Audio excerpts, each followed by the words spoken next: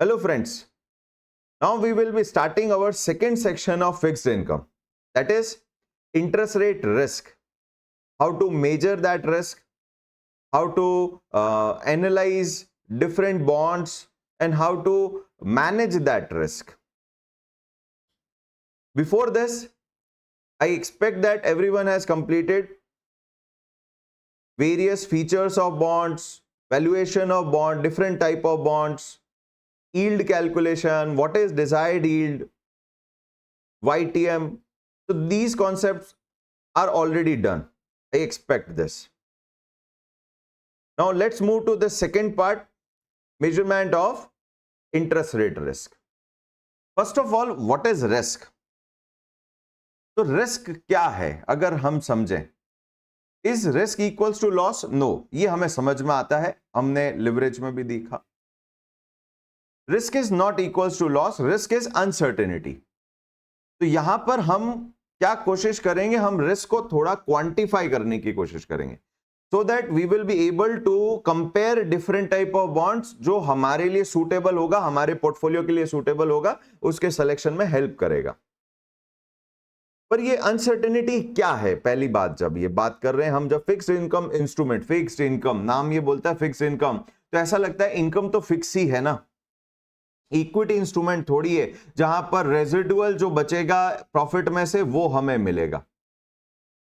तो यहां पर जब फिक्स्ड इनकम बोला गया है तो इशूअर हमें कमिट कर रहा है कि हमें वो कूपन और मैच्योरिटी पे अमाउंट देगा.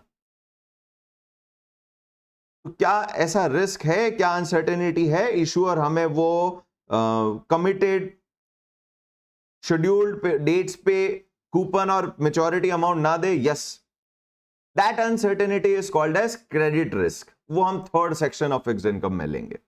तो फिर यहां पर हम कौन से रिस्क की बात कर रहे हैं? यानी हम यहां पर क्रेडिट रिस्क, एबिलिटी टू पे एंड विलिंगनेस टू पे, उस पे हम क्वेश्चन नहीं कर रहे हैं.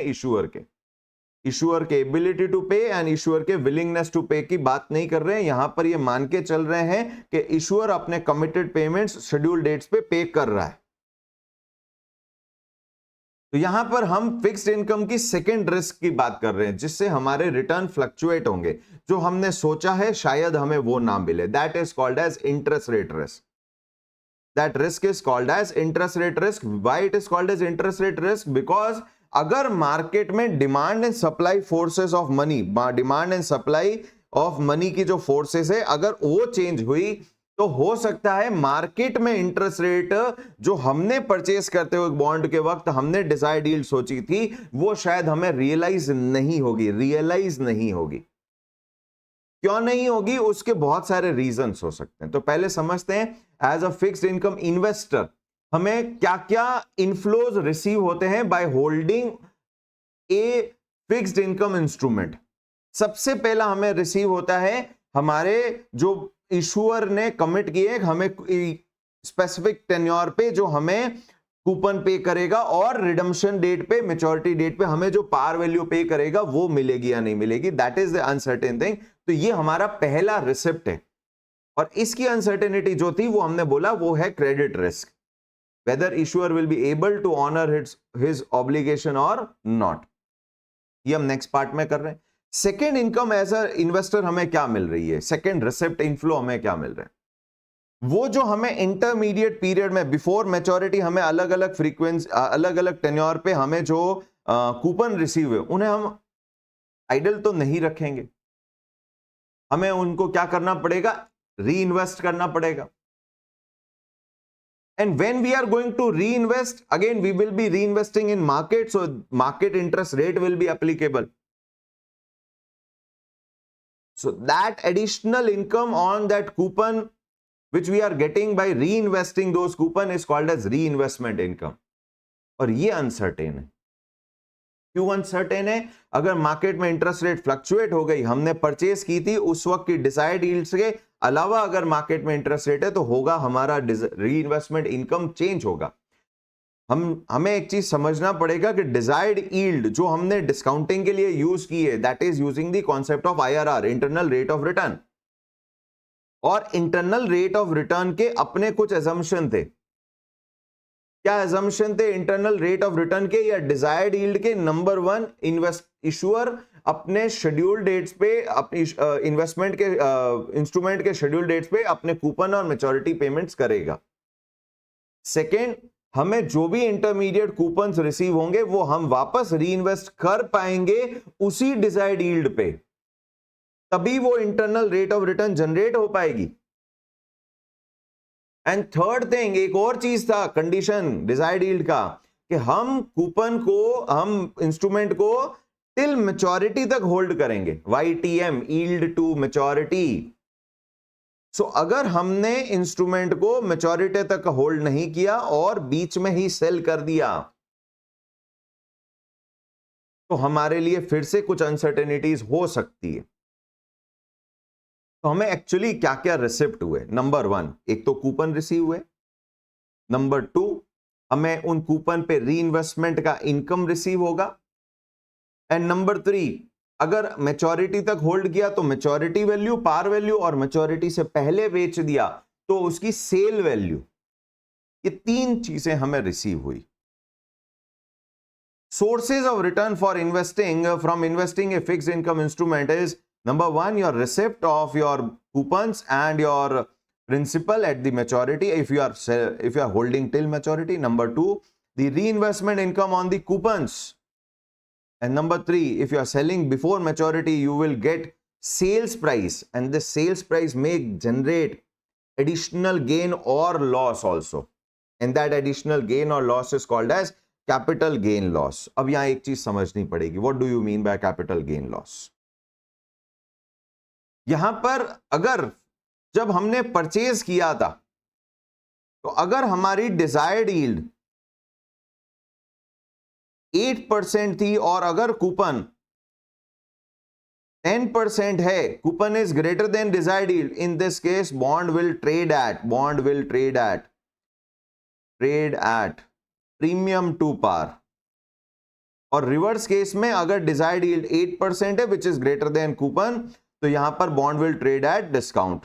एंड अगर ये इक्वल है तो यहां पर ये 8% होगी, एट पार पे ही ट्रेड होगी। इस कॉन्सेप्ट को हमने पढ़ा था प्राइस यील्ड ट्रेजेक्टरी, जहां पर हमने क्या देखा था कि अगर बॉन्ड आपने प्रीमियम पे परचेज किया है, this is your par value, तो मैच्योरिटी डेट पे आपको पार वैल्यू ही रिसीव होगी। पर बॉन्ड जब आपने प्रीमियम पे परचेज किया है तो ओवर अ पीरियड आपका बॉन्ड वापस, इवन दो यील्ड चेंज नहीं हो रही है मार्केट में, स्टिल बॉन्ड क्या करेगा, अपने पार वैल्यू की तरफ पुल होगा। And this concept is called as pull to par effect. Second case, अगर आपने बॉन्ड डिस्काउंट पे खरीदा है, डिस्काउंटेड वैल्यू पे खरीदा है, still without any change in the desired yield, जैसे जैसे बॉन्ड अपनी लाइफ को कंप्लीट करेगा, टाइम टू मैच्योरिटी की तरफ मूव करेगा, वैसे वैसे ये डिस्काउंटेड वैल्यू क्या होगी, अपने पार की तरफ मूव करेगी। और अगर बॉन्ड पार पे है तो वो पार पे ही रिटेन रहेगा, अगर यील्ड में चेंज नहीं हुआ तो। And this whole concept is called as price yield trajectory. तो यहां पर अगर आपने बॉन्ड खरीदा है 1050 का प्रीमियम पे, और जैसे जैसे वो मूव हुआ, लेट से वो रिड्यूस होके 1030 पे आ गया, तो ये जो 20 रुपीज का अमोर्टाइजेशन हुआ प्रीमियम का, this is not generating any loss, capital loss. ये आपके डिजायर्ड यील्ड में ऑलरेडी इनकॉर्पोरेटेड था। या आपने अगर 950 पे परचेज किया और ये मूव होके 970 पे आ गया, तो ये जो 20 रुपीज का अपसाइड हुआ है प्राइस में, यील्ड चेंज नहीं हुई है, स्टिल ये अपसाइड मूव हुआ है प्राइस। इस additional amortised premium, amortised discount is also not called as your additional gain. ये 20 रुपए का गेन नहीं है आपके लिए कैपिटल गेन, ये डिजायर्ड यील्ड में ऑलरेडी इनकॉर्पोरेटेड था। और ये जो डिफरेंट वैल्यूज आपके इस प्राइस यील्ड ट्रेजेक्टरी पे रहेगी, these are called as carrying values, carrying amount और कैरिंग वैल्यू, कैरिंग वैल्यू और कैरिंग अमाउंट। तो बॉन्ड के परचेज प्राइस से कैरिंग वैल्यू में जो चेंज आया है, that is not generating any capital loss for you. हम अकाउंटिंग टर्म्स की बात नहीं कर रहे। अकाउंटिंग में तो ऑफ कोर्स आपको 30 रुपए का फायदा होगा, 30 रुपए का लॉस होगा अगर आप 1050 पे परचेज करके 1020 पे सेल करेंगे। तो हम अकाउंटिंग टर्म्स की बात नहीं कर रहे, हम फाइनेंस टर्म्स की बात कर रहे हैं कि ये जो 30 रुपीज का प्रीमियम अमोर्टाइज हुआ, ये आपके डिजायर्ड यील्ड में ऑलरेडी इनकॉर्पोरेटेड, क्योंकि आपको एक्स्ट्रा कूपन मिल रहा है। तो ये जो 30 है वो कंपनसेट हो रहा है। 30 है, जो 30 आपका लॉस हुआ है प्राइस में, वो आपका एडिशनल कूपन से वापस कंपनसेट भी हो रहा है। तो ये कोई कैपिटल गेन लॉस नहीं है। कैपिटल गेन लॉस तब होगा जब आपका प्राइस इस प्राइस यील्ड ट्रेजेक्टरी के बियॉन्ड अगर ऑन द प्राइस यील्ड जा रहा है, प्राइस यील्ड ट्रेजेक्टरी जा रहा है, no CGCL, capital gain loss.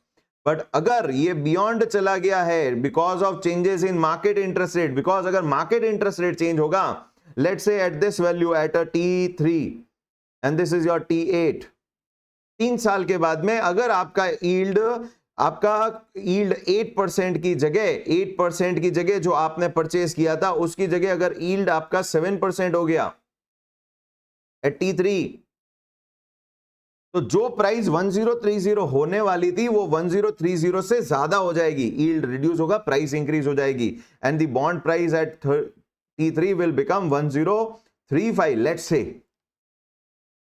तो ये जो चेंज आया है beyond price yield trajectory, rather than being at 1030, जो प्राइस 1035 पे हो गया, वो जो एक्स्ट्रा 5 रुपए अगर आपने T3 पे सेल किया, that will be called as capital gain loss. ये आपके डिजायर्ड यील्ड में इनकॉर्पोरेटेड नहीं था, और ये एक्स्ट्रा गेन और ये लॉस भी हो सकता है। अगर मार्केट में 9% हो गया T3 पे and you are selling it at T3, you may get 1025, तो ये जो 5 रुपया कम मिला आपको प्राइस यील्ड ट्रेजेक्टरी की वैल्यू से, कैरिंग वैल्यू से कम मिला, दैट इज कैपिटल लॉस। यहां पे 5 का CL और यहां पे 5 का कैपिटल गेन। तो यहां पर हमें इस टर्म को समझना होगा इन रिलेशन टू अच्छा, अगर आपने टिल मैच्योरिटी होल्ड किया तो आपको पार वैल्यू ही मिलेगी, फिर मार्केट में बीच में इंटरेस्ट रेट चेंज हुई, उसका आपको कोई इंपैक्ट प्राइस में नहीं आएगा। So that is why it is saying if in relation to potential capital gain loss it will be nil in case investor hold till maturity. But अगर आपने if you are selling it before maturity, further a point on the price yield trajectory represent the carrying value. It represent the carrying value of the bond, and this carrying value is what? Your purchase price. अगर premium पर purchase किया है तो premium amortise होके आपकी value को reduce करेगा, और डिस्काउंट पे परचेज किया है तो डिस्काउंट अमोर्टाइज होके आपकी वैल्यू को इंक्रीज करेगा परचेज प्राइस से, प्लस अमोर्टाइज डिस्काउंट, और अगर प्रीमियम है तो minus your amortise premium. Amortization of price discount and premium is not considered as capital gain loss.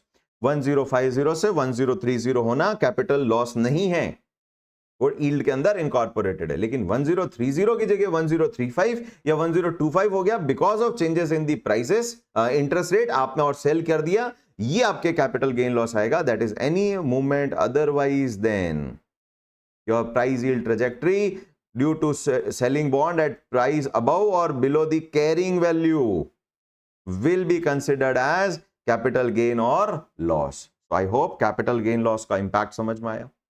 तो यहां पर अब हमें समझना पड़ेगा कि रिस्क क्या है, ये रिस्क कैसे आई, अनसर्टेनिटी क्या है, किस चीज को हम अनसर्टेनिटी बोल रहे हैं। तो जब मैंने ये 8% पे बॉन्ड खरीदा, 8% की डिजायर्ड यील्ड पे बॉन्ड खरीदा, तो आइडियली जब तक मैं उसको होल्ड करूं मैच्योरिटी तक, या पहले अगर सेल कर रहा हूं, तो वहां तक मुझे पर एनम बेसिस पे, एनुअलाइजेशन बेसिस पे, annualised return on a compounded basis 8% generate होने चाहिए। अगर ये सर्टेन है तो कोई रिस्क नहीं है, पर क्या ये अनसर्टेन है, किसी कारण से ये मूवमेंट हो सकता है। Yes, first risk is your credit risk, जिसकी हम बात नहीं कर रहे अभी हम। बट ये दो कंपोनेंट जो है हमारे सेकेंड दो part, reinvestment income on coupon and potential gain loss, ये डिपेंड करेगा मार्केट में इंटरेस्ट रेट क्या रन कर रही है हमारे परचेस करने के बाद में। क्या वो 8% पे कांस्टेंट है? अगर वो 8% पे कांस्टेंट नहीं है तो ये दोनों जो इनकम है सेकेंड और थर्ड पार्ट की, ये फ्लक्चुएट हो जाएगी। जो सोचा था वो शायद ना मिले, कम मिले या ज्यादा मिले, कुछ भी हो सकता है. And that fluctuation, that deviation is uncertain, and that uncertainty is called as risk. तो इसका मतलब अगर हम फिक्स्ड इनकम में इन्वेस्ट कर रहे हैं तो it is not that it's safe. Fixed income में जब आप इन्वेस्टमेंट कर रहे हैं, फिक्स्ड इन्वेस्टमेंट में जब आप इन्वेस्टमेंट कर रहे हैं, फिक्स्ड सिक्योरिटी इनकम सिक्योरिटीज में आप इन्वेस्ट कर रहे हैं, तो you are taking two risk. Number one is your total risk is equals to, in this case, risk free नहीं है, default risk free नहीं है. इनफैक्ट डिफॉल्ट रिस्क फ्री तो एक ही होगा, गवर्नमेंट सिक्योरिटी, वो भी उसी कंट्री का जिसमें आप इन्वेस्ट कर रहे हैं, जिसके आप सिटीजन हैं, और उसी करेंसी का अगर वो इंस्ट्रूमेंट है. तो total risk in this case will be equals to two part, is combination of two parts. One is credit risk, which is related to the first part, कि कूपन और प्रिंसिपल पे होगा या नहीं होगा. And second is your interest rate risk, which is related to your second component and the third component of risk. क्यों ऐसा? क्योंकि जब हमने YTM डिजायर्ड यील्ड का जब ये कैलकुलेशन किया और YTM की हमने कुछ assumption देखी थी, YTM is based on IRR. और IRR का assumption है कि जो आपको शेड्यूल पेमेंट पे कैश फ्लो कमिट है वो आपको रिसीव हो रहे हैं, नो डिफॉल्ट. क्रेडिट रिस्क का पार्ट है ये. नंबर टू, जो आपके इंटरमीडिएट कैश फ्लोज है वो वापस उसी IRR पे री इन्वेस्ट हो रहे हैं, third part. And investor and तक वो इंस्ट्रूमेंट को होल्ड कर रहा है टिल मैच्योरिटी. तो अगर पहले सेल कर दिया, पहले उस इन्वेस्टमेंट को ब्रेक कर दिया, तो शायद जो आपका प्राइस यील्ड ट्रैजेक्टरी पे मिलने वाला अमाउंट है वो शायद ना मिले. मैच्योरिटी तक होल्ड करेगा तो प्रिंसिपल तो कंफर्म वही मिलेगा, उसमें कोई चेंजेस नहीं हो सकते. बट पहले बेच दिया तो प्राइस सेम मिलेगी ऐसा जरूरी नहीं है. मैच्योरिटी पे तो पार वैल्यू कमिटेड है इश्यूअर की, और वो तो फर्स्ट पार्ट में ऑलरेडी इंक्लूड है रिस्क. तो ये जो तीन कंपोनेंट है, ये हमारी एक फिक्स्ड इनकम इंस्ट्रूमेंट होने के बाद भी रिस्क क्रिएट कर रही है. First is called as credit risk, which is related to willingness and ability to pay off issuer, and second is not related to issuer but related to market conditions, जो interest rate movement के कारण हमें uncertainty हो रही है. तो चलिए आगे बढ़ते हैं, कुछ एग्जांपल समझते हैं, न्यूमेरिकल समझते हैं, और फिर नेक्स्ट पार्ट में हम क्या करेंगे, हम कुछ कोशिश करेंगे कि क्या हम इस second part of risk, interest rate risk को क्या मैनेज कर सकते हैं, क्या कुछ ऐसा करें जिससे ये मैनेज हो जाए और हमारे जो रियलाइज्ड रिटर्न है, रियलाइज्ड यील्ड है, और जो हमने डिजायर्ड यील्ड रखा था वो क्या हो जाए, मैच हो जाए. ऐसा हम कुछ करेंगे. पहले हम कुछ न्यूमेरिकल एग्जांपल देखते हैं और देखते हैं कि कैसे हमारी रियलाइज यील्ड कैसे फ्लक्चुएट हुई. पर एक सवाल है, व्हाट इज रियलाइज यील्ड? पहले तो रियलाइज यील्ड निकालेंगे कैसे. तो realise yield is the return what you have generated on a annualised and compounded basis during your holding of investment. और ये और कुछ नहीं, कैगर ही है, कंपाउंडेड एनुअल ग्रोथ रेट, जो आपका फ्यूचर वैल्यू रिसीव हुआ फ्रॉम ऑल इनफ्लोस इंक्लूडिंग री investment income over your investment, उसका आप कंपाउंडेड एनुअल ग्रोथ रेट निकाल दीजिए. That is your horizon yield और रियलाइज यील्ड. उसको हम क्या बोल सकते हैं, होराइजन यील्ड या फिर रियलाइज्ड यील्ड बोल सकते हैं. तो अब हमारे पास में कैगर निकालने के लिए दो क्या क्या वैल्यूज चाहिए होती. एक तो हमने पीवी, हमने इन्वेस्टमेंट कितना किया वो तो हमें पहले दिन से पता होगा. टाइम हमने कहां तक होल्ड किया, ऑफ कोर्स अगर आप रियलाइज यील्ड निकाल रहे हो तो end of the holding period he calculate कर रहे हो. एंड द फ्यूचर वैल्यू, ये हमारे को कैलकुलेट करना पड़ेगा. Future value of what? Future value of all cash flows, cash inflows, which include your coupons, which include your reinvestment income, and this also include your maturity value और sale value. एक मिलेगा, बीच में cell कर दिया तो cell value, और last तक hold किया तो मैच्योरिटी वैल्यू. इन तीनों का कंबाइंड वैल्यू हमारे लिए क्या होगा, रीइन्वेस्टमेंट इनकम ऑन कूपन्स, जो आपका इंटरमीडिएट कैश फ्लो में, that is called as your future value.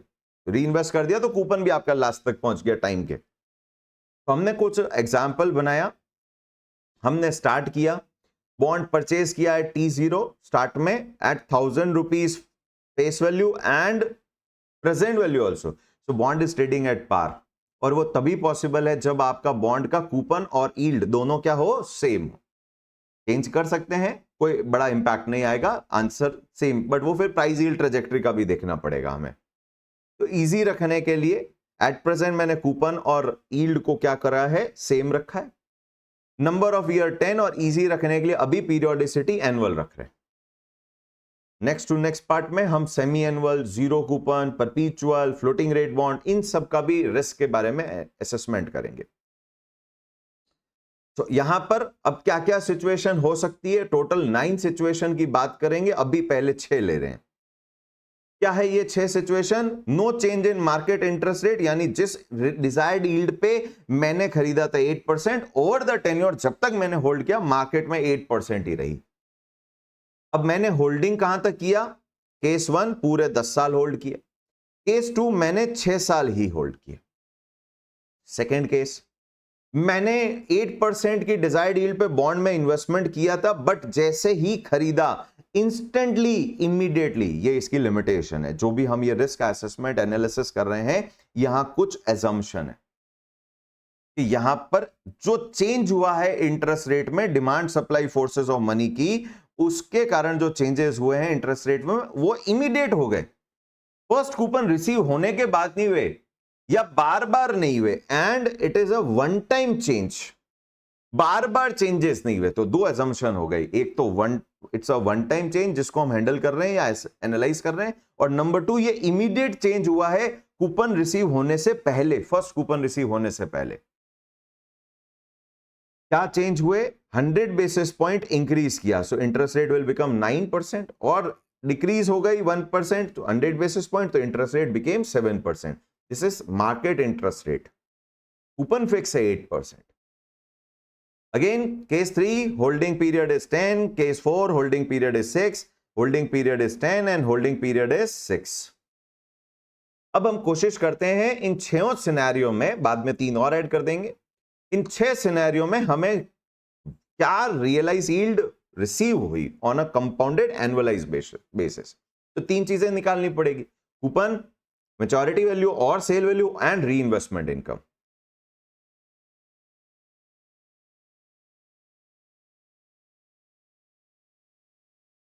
सबसे पहला केस, 10 इयर्स तक होल्ड किया and no change in interest rate.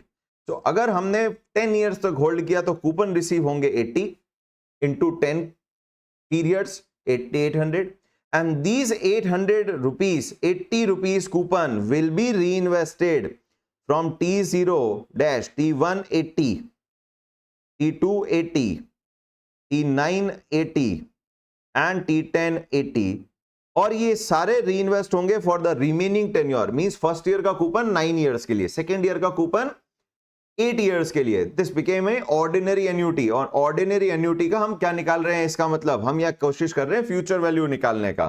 तो 80 is your PMT at what rate, reinvestment rate is same. First case में हमने री investment rate constant रखी है, एन हमारा 10 है, 10 8 0 present value, and we are trying to find out future value. So ये जो 80 रुपीज इंटू 10, 800 रुपीज, इंटरेस्ट का कंपाउंडिंग होके at 8% will become by T10 it will become 1158.93। So हमें कितना एक्स्ट्रा इनकम मिला because of reinvestment? We got 1158.93 minus 800, 358.93 plus. अब maturity तक hold किया तो इशूअर हमें पार वैल्यू पे करेगा, so we got 1000। So overall what we got, 800 plus 358 plus 1000, so we got overall 2158 over 1000 rupees investment purchase 1000 पे गया था for 10 years, so power will be 1 by 10 in CAGR minus 1 multiplied by 100, we got a return of 8%। जो Dzire किया था वही receive किया। Condition, maturity तक hold किया। Condition, interest rate over the period change नहीं हुआ। उस केस में हमें 8% डिजायर्ड एंड 8% ही रियलाइज हुआ। सेकेंड केस, अब हमने 6 साल तक ही होल्ड किया but market interest rate change नहीं हुआ। तो जब 6 साल तक ही होल्ड किया तो कूपन हमें 6 साल के मिलेंगे, दैट विल बिकम 480 रुपीज। और ये 6 साल के कूपन T6 तक इन्वेस्ट होंगे। सो अब हमारा री इन्वेस्टमेंट पीरियड 6 इयर्स का ही है। We got a future value of 586। So we got a future value of 586। What is the additional income we got? 586 minus 480. So additional income is 106.87. 106.87 का extra income receive हुआ। आपका tenure छोटा हो गया ना। Now we are selling this bond. We are not holding till maturity. तो cell करना पड़ेगा T6। और जब आप T6 पे सेल करेंगे तो न्यू इन्वेस्टर पास के रिटर्न्स नहीं देखेगा, वो फ्यूचर के इनफ्लोज देखेगा। और फ्यूचर के इनफ्लोज अब 4 साल ही आने वाले हैं। 80 plus 1000. So he is going to discount these 4 years cash flows with a interest rate, market interest rate is equals to 8%. वो हमने constant रखी है, तो हमारी valuation PV6 will be equals to, so this we have to calculate 80 as PMT, 1000 as my future value, 8% is my discounting rate, and not 6, this time 4. So we got a value of 1000. वो 1000 का 1000 पे रह गया। Price yield trajectory एक straight line पे ही थी और rate change नहीं हुई, तो प्राइस यील्ड ट्रैजेक्टरी पे ही प्राइस रह गया 1000 rupees.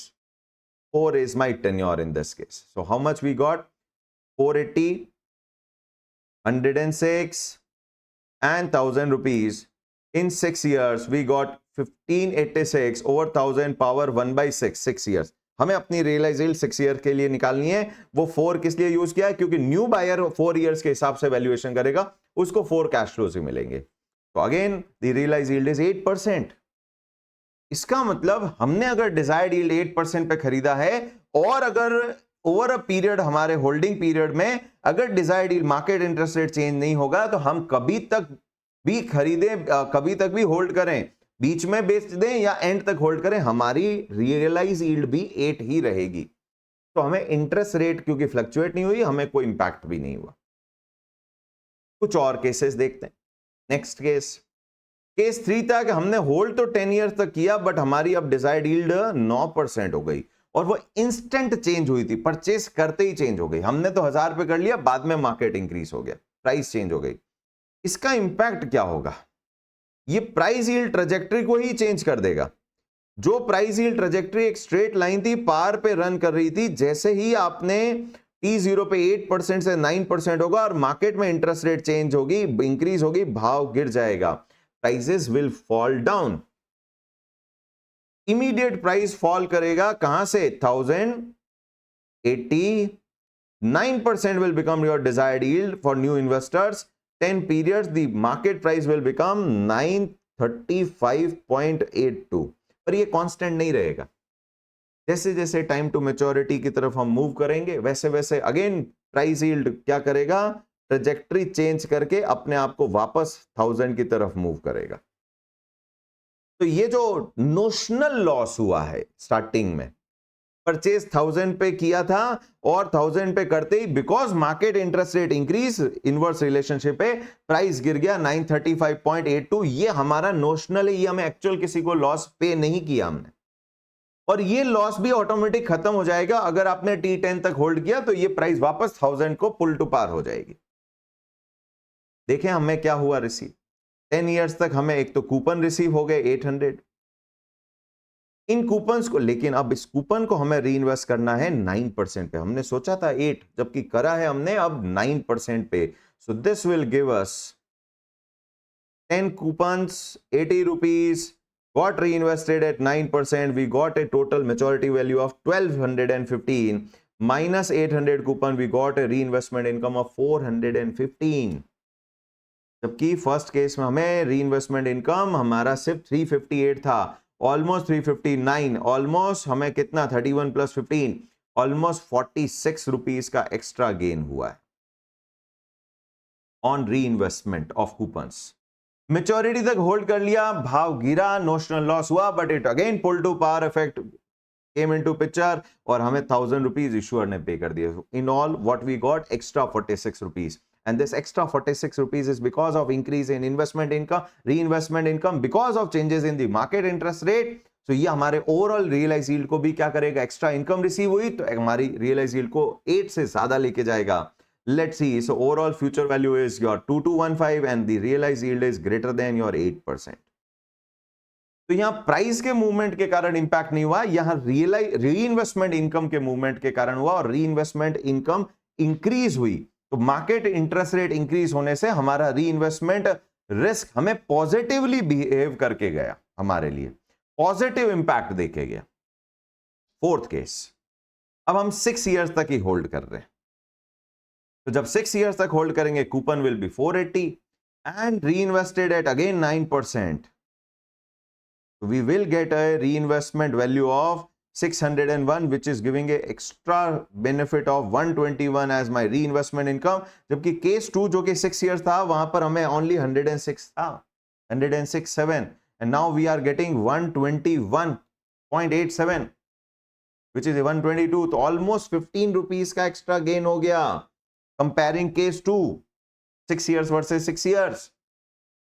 But since प्राइस अब हमारी डिक्रीज हो गई और प्राइस यील्ड ट्रेजेक्टरी पे T6 पे we are going to sell at less than 1000. New investor तो न्यू मार्केट इंटरेस्ट रेट के अकॉर्डिंग वैल्यू करेगा. So what for him, he is going to value T6, T7, T8, T9 and T10. For him, he is getting 80, 80, 80, 80 for 4 plus 1000, 4 years, and he is going to discount at the rate 9%. which will come below, this value will come below 1000. So यहां पर हमने 4 years के हिसाब से valuation किया at T6, we got 967.60.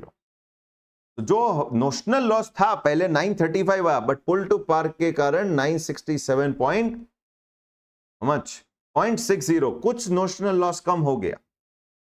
But हमने सोचा था कि हम 1000 तक में बेच पाएंगे, बट क्योंकि 9% हो गया yield, price gone down to 967। ये हमारा जो प्राइस यील्ड ट्रेजेक्टरी पे मूवमेंट हुआ, this movement is generating us a capital loss of almost 32.40 rupees. Price yield trajectory 1000 par straight line होनी थी, वो नीचे चली गई।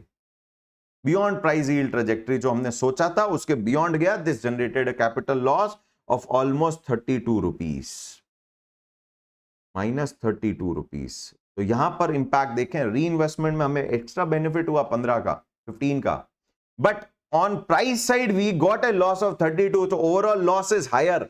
This will decrease our realise yield, और ऐसा ही देखा हमने, रियलाइज यील्ड डिक्रीज टू 7.8%। तो यहां एक और चीज समझ में आई, जब इंटरेस्ट रेट इंक्रीज हुई, reinvestment income was higher but your price went down, price gone down, जिसके कारण हमें क्या हुआ, हमें कैपिटल लॉस हुआ, कैपिटल लॉस हो गया। ये दोनों अपोजिट बिहेव कर रहे हैं। री इन्वेस्टमेंट इनकम बढ़ रही है तो प्राइस पे कैपिटल लॉस हो रहा है। आगे का भी एक केस देख लेते हैं। Again N is your 10 and R is now moved to 7. 10 है, 800 रिसीव होगा, बट री इन्वेस्टमेंट अब 7% पे होगा, so we are getting only 305। जो हमने ओरिजिनल केस 1 देखा था, केस 1 में हमें रिसीव हो रहा था 358, now we are getting 305 only. Almost 53 rupees का लॉस हो गया री इन्वेस्टमेंट पे because of decrease in interest rate. But maturity पे तक होल्ड कर रहे हैं तो प्राइस का इफेक्ट ही नहीं होगा, हमें तो इश्यूअर पूरा अमाउंट दे देगा 1000, सो हमारे लिए यहां पर प्राइस का कोई इशू नहीं आया। तो जब तक आप मेच्योरिटी तक होल्ड कर रहे हो, आपको प्राइस के मूवमेंट का नोशनल या एक्चुअल लॉस कुछ भी नहीं हो रहा है। नोशनल होके वो वापस कंपनसेट हो जा रहा है। पुल टू पार इफेक्ट हमें वापस 1000 तक ले आ रहा है अगर आप होल्ड कर रहे हो टिल मेच्योरिटी तक। वही चीज हमने फर्स्ट भी लाइन पैरा भी लिखा था कि if you are holding till maturity, then there is no, in relation to potential capital gain loss, it will be nil. It will be nil if you are holding till maturity. But reinvestment की हमें issue हो रही है यहां पर। तो अगर आप मैच्योरिटी तक होल्ड कर रहे हो, तो there is only one risk, that is reinvestment risk. वो हमारी इनकम को अप एंड डाउन कर रही है। बट अगर आप बिफोर मैच्योरिटी सेल कर रहे हो, तो रीइन्वेस्टमेंट का भी इंपैक्ट है एंड प्राइस का भी इफेक्ट है। यहां पहले कंप्लीट करते हैं फिफ्थ केस को. So fifth case we got a return of 7.72%. Why it is going down below 8% जो हमारा डिजायर्ड यील्ड था? बिकॉज हमें री इन्वेस्टमेंट में लॉस हो गया, बिकॉज मार्केट इंटरेस्ट रेट नीचे आ गई, it came down. Last case, n is equals to 6 and r is 7. What happened? एक तो कूपन 480 मिले and this reinvested value generated 572, so extra income is 92, जबकि हमारा केस 2 में जो कि रियलाइज यील्ड कांस्टेंट था 106.87, 106.87 के कंपैरिजन में now we are getting only 92, so almost 14 rupees का लॉस हुआ. बट प्राइस की बात करते हैं. अब प्राइस की बात करते हैं. जैसे ही 7% हुआ, हमारा जो 1000 का प्राइस यील्ड ट्रैजेक्टरी था वो अपसाइड मूव करवाएगा. इंटरेस्ट रेट गिरेगी, प्राइसेस अप हो जाएगी. कितनी हो जाएगी? स्टार्ट में ही 80,000, 10, 7%, the price will move immediately to 1070.24. But ये 70 रुपीज का प्रॉफिट नोशनल है, हमें बेच थोड़ी रहे हैं यहां पर T0 पे. And over a period it will again move back to 1000, and since we are holding till T6, till ये 1000 के तो ऊपर ही है. हमारी जो ओरिजिनल प्राइस यील्ड ट्रेजेक्टरी थी ये जो 1000 रुपीज की, इसके तो बियॉन्ड है. So this extra is your capital gain. This extra is your capital gain carrying amount versus your actual price of sales. देखें कितना actual price of sales आएगा. Again n should be your 4, because new buyer के लिए तो 4 cash flows है. So we will calculate the value. 4 is your time, so present value is equals to 1033. तो ये जो 1033 पे सेल होगा, 1033 पे ये जो 33 रुपीज एक्स्ट्रा मिले, that is capital gain. 70 rupees तो नोशनल था, तो 33 रुपीज का एक्स्ट्रा पॉजिटिव बेनिफिट हुआ. And this 33 extra positive benefit minus 14 री investment income is going to generate a overall higher return, and this gives you higher return of 8.2173. क्या समझ में आया यहां पर? हमें यह समझ में आया कि इंटरेस्ट रेट रिस्क दो चीजों से बनी हुई है. जो हमारी ओवरऑल रियलाइज यील्ड है वो दो चीजों के कारण इंपैक्ट हो रही है, इंटरेस्ट रेट के मूवमेंट के कारण. नंबर 1, एक तो री इन्वेस्टमेंट का इनकम, एंड दूसरा प्राइस के कारण, कैपिटल गेन लॉस के कारण. अगर आप मैच्योरिटी तक होल्ड कर रहे हो तो price risk is absent. Only in reinvestment risk will impact our realise yield. अगर इंटरेस्ट रेट अपसाइड हो गई, if market rates increases, your reinvestment income will go up. If market rates goes down, your reinvestment income will go down. But on the second side, your price capital gain loss, this will generate, if market interest rate goes up, you will get a capital loss, and ये आपके income को reduce करेगा. And अगर market interest rate 7% हो गया, we got a benefit of 33, this will generate a capital gain.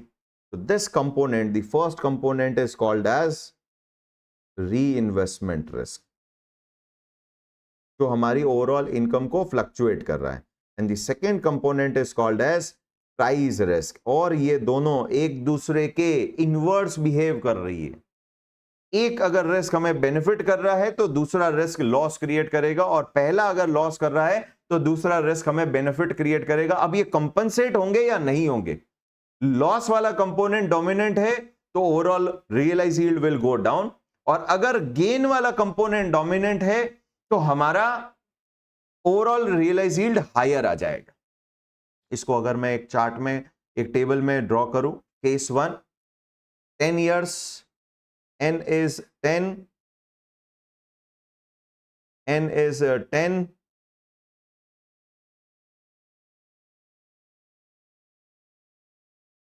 And r also state at 8%. तो यहां पर हमारे यहां पर 8% का ही रिटर्न जनरेट हो. Case 2, n equals to 6 and r is still at 8, कोई मूवमेंट नहीं हुआ, still we got a return of 8%.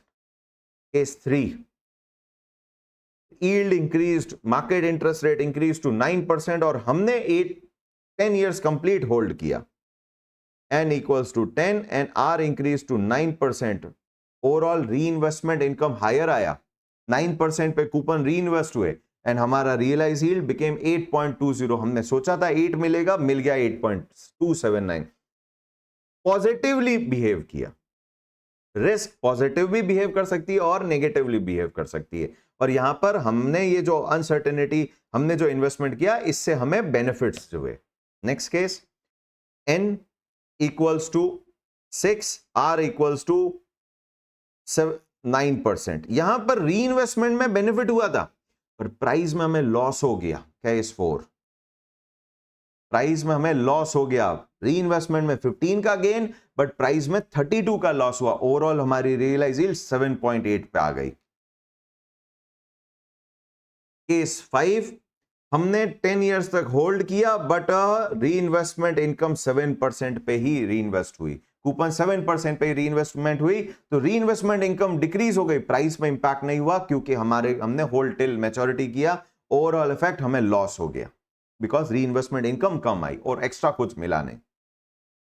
But वहीं पे the last case where n is equals to 6 and r is equals to 7, of course री investment में loss हुआ 14 rupees का, but price में 33 रुपीज का एक्स्ट्रा गेन हुआ. Overall return increase to 8.21%. 8.21%. तो हमने 6 केस देखे, 6 केस देखे, और 6 केस में हमने कहा interest rate risk is equals to the total risk is equals to credit risk plus interest rate risk. तो हम इस टॉपिक में सिर्फ इंटरेस्ट रेट रिस्क पे फोकस कर रहे हैं. Is equals to reinvestment risk and second is price risk. पहली केस प्राइस रिस्क तभी होगी जब आप मैच्योरिटी तक होल्ड नहीं करोगे.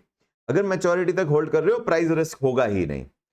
If market interest rate goes up, reinvestment risk will give benefit gain, but price risk में आपको लॉस होगा. अब कौन सा कंपोनेंट डोमिनेंट है, उसके अकॉर्डिंग आपका ओवरऑल रिटर्न चेंज होगा. ये हमारा 9% वाला केस था. And if market interest rate goes down, तो यहां पर री इन्वेस्टमेंट में आपको लॉसेस होंगे, जबकि यहां पर आपको प्राइस में गेन होगा. तो क्या कोई ऐसा टेन्योर हो सकता है क्या जहां पे ये कंपोनेंट जो इनवर्सली बिहेव कर रहे हैं, रिवर्स बिहेव कर रहे हैं, अपोजिट बिहेव कर रहे हैं, ये एक दूसरे को सेट ऑफ कर दे? Yes, and this concept was given by Frederick Macaulay in 1938. तो ये फ्रेडरिक मैकॉले ने ये जो ड्यूरेशन, एक नया टर्म यूज किया, duration is not equals to term to maturity. इन्होंने जो ड्यूरेशन एक दिया, एक ऐसा पीरियड कैलकुलेट किया जहां पर री इन्वेस्टमेंट रिस्क के कारण होने वाला गेन लॉस प्राइस रिस्क के कारण होने वाले लॉस गेन से आपस में एग्जैक्ट सेट ऑफ हो जाएगा. और जब एग्जैक्ट सेट ऑफ हो जाएगा, तो आपका डिजायर्ड यील्ड और आपका रिक्वायर्ड रियलाइज यील्ड दोनों क्या हो जाएंगे, सेम आ जाएंगे. यानी हम इस रिस्क को, इस अनसर्टेनिटी को किसी तरीके से कंट्रोल कर सकते हैं अंडर सर्टेन एजम्पशंस. कैसे कैलकुलेट होगा? मैकॉले ड्यूरेशन से. और मैकॉले ड्यूरेशन में कैसे 8% हमारा रियलाइज यील्ड आएगा, ये हम नेक्स्ट पार्ट में देखते हैं. कैलकुलेशन ऑफ मैकॉले ड्यूरेशन, और उस केस में, तीनों केसेस में 8%, 9% और 7% में अगर मार्केट में इंस्टेंट चेंज होती है, वन टाइम चेंज होती है, दो अजम्पशन हो गए, instant change and one time change के साथ में क्या हमारा रियलाइज यील्ड 8% के आसपास या 8% कांस्टेंट रहता है, तो वो हम देखेंगे, और यही हमारे केस होंगे 7, 8, 9. नेक्स्ट पार्ट में लेते हैं. Done. Thank you so much.